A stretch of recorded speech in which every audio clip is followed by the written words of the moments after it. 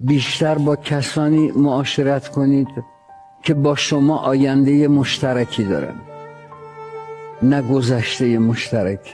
جامعه موفق جامعه است که بیشتر به فکر آینده فرزندان خودشه تا گذشته پدران خودش.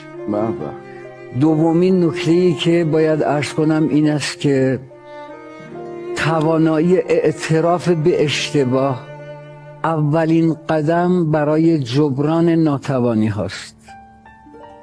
سومین نکته این که شکست در تحقیق هزار شرف داره بر موفقیت در تقلید. چهارمین نکته این که از زندگی هرچه که لیاقتش رو داری به تو میرسه، نه هرچه که آرزوشو داری. و لیاقت ها درست خیلی قشنگ میگی. و لیاقت ها فقط در میدان رقابت ها خودشون نشون میدن. پنجمین نکته که عرض کنم این است که عادت های ما یا بهترین خدمتکاران ما هستند یا بدترین اربابان ما هستند.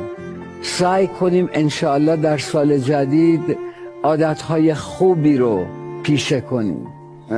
ششمین نکته این که قفس‌ها باور کنید، به باور من، به باور قلبی من، قفس‌ها از آهن ساخته نمیشن.